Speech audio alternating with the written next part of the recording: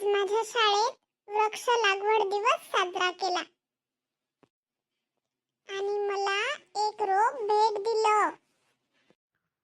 अरे वा, खूप छान रे.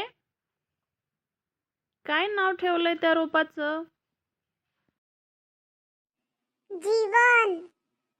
कारण मॅडम म्हणाल्या झाडे म्हणजे जीवनाचं मूळ.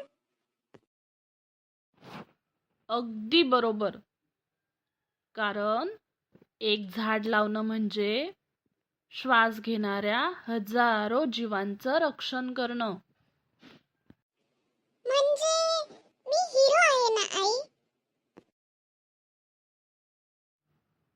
हो बाळा, वृक्षारोपण करणारा प्रत्येक जण निसर्गाचा हिरो असतो.